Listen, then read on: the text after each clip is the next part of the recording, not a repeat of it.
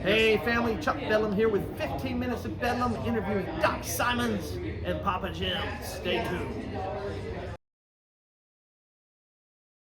So we're here, 15 Minutes of Bedlam podcast. This is Chuck Bedlam interviewing Doc Simons and Papa Jim. How's it going, guys? Great. Going wonderful. Thank you. Great set tonight at First Friday, October 3rd, 2025, Myrtle Beach, South Carolina, the Myrtle Beach Art and Music Fest.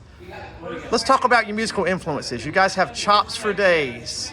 Talk about who influences you as players and as composers. Oh, gee. I started listening to a lot of folk stuff when I was a kid, blues stuff, kind of when I was just like 15 or so. And then the band was a big influence. They came out in '67, huge influence on me. And, lots of Chicago blues, lots of influence. Awesome. We have, of course, changed locations because Goofy Footers are getting ready to come on in just a second. But we were talking about your influences, and you mentioned the band. So let's talk about Robbie Robertson. What kind of impact had Robbie Robertson had on you? He was just such a wonderful writer. Although, the band, when he was there, it was really kind of the parts where the whole was greater than the sum of the parts. He wrote for them singing.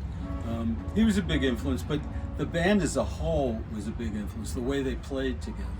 I always thought that Levon Helm's percussive style was almost like swimming down a river, just sort of like floating in the stream. I mean, he just kind of, it was a journey, you know what I mean? He just kind of took you along with him. He was special, and he was very influential. I've seen some clips of a lot of drummers. It surprised me how much drummers are influenced by him. Yeah, he had his unique style. Well, and even though Steve Gadd's obviously a jazzer, a little bit different, you can even hear, like, if you listen to something like early band drumming, and then you listen to something like some of the stuff Steve Gadd did with like Paul Simon. I mean, it's built around the songs, right? So that's so important with drummers. So let's talk about additional influences. What are some of yours? I've had quite a few. Right now, my influencer is Doc Simons. He's the man. He's the one that got me working here in Myrtle Beach because I'm new around here. But he put me right into the fire, so to speak. So thank you, Doc. Now, where did you migrate from? Long Island. Okay. Suffolk County. Okay. The Electrics, that was my band on Long Island. We were a Grateful Dead cover band, and that's my influence, Jerry Garcia, the Grateful Dead. And because of Jerry Garcia, he now opened up the door for me to understand bluegrass. Oh my gosh. The band Older in the Way. Yes. And on and on and on. And once I got to know bluegrass, then I got to understand Vassar Clemens, the greatest fiddle player. Got to understand David Grisman, the greatest mandolin player. So it was a big influence. It stretched far and wide. And then once you learn how to play bluegrass, everything else is easy. Nothing's easy, but it's all fun. It's all so much fun. So, what is your practice schedule? How often do you guys jam to get ready? My band doesn't practice a lot. We just kind of show up and jam, but I know some people do. We don't a lot. If there's a new song, we get together. We've gone into a studio a few times to go over some new things, but individually, I do my own rehearsing as well.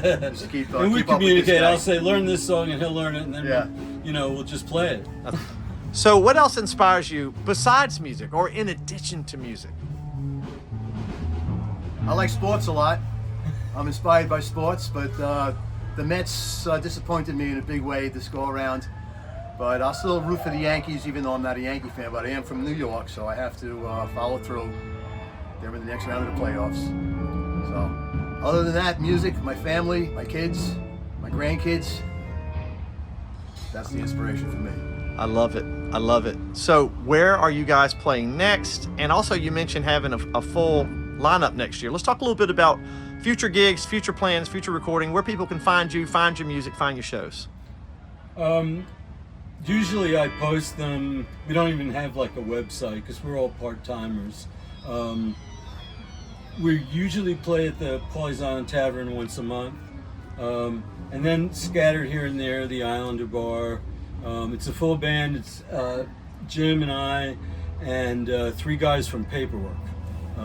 Three guys, my son's in paperwork, and three guys he grew up with. It's a great band. We're playing October 11th at the Islander. Jim won't be able to be with us, right?